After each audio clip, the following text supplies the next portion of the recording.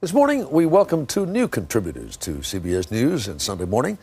Their names are Mitch Butler and Josh Landis, and they call their new feature The Fast Draw. You'll understand why after watching their take on the age-old question of technological change and its impact on children. If you think the world is getting smaller, you might be right. Just ask a kid. Over the years, each generation of children has had to stay closer and closer to home. Researchers found a family, and this is a real family. We'll call them the Walkers. It's the 1920s, and great-grandpa Walker is 8 years old, and he walks everywhere. He's allowed to go 6 miles on his own to his favorite fishing hole. Next generation is the 1950s now, and Grandpa Walker is 8 years old. He's not allowed to walk 6 miles, but he can walk unsupervised for 1 whole mile through the woods and to school.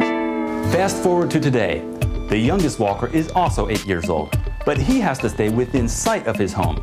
In just a few generations, the world of the Walker kids has shrunk. Shrink, shrank, shrunk.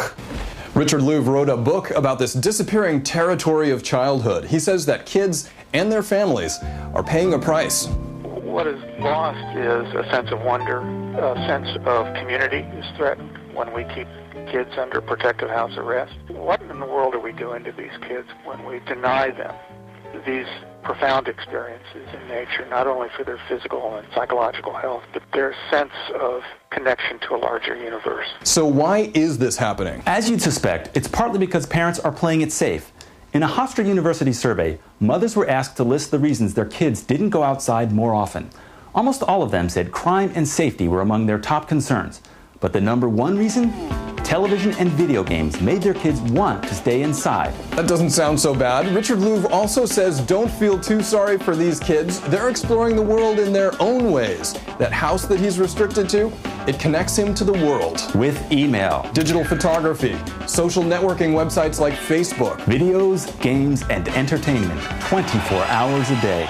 So in the time it took his great-grandfather to walk over to a friend's house, the youngest Walker can contact 10 friends, download pictures of cousins from across the country, and get lost in computer-generated worlds.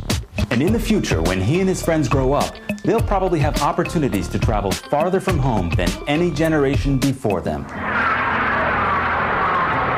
But you know what?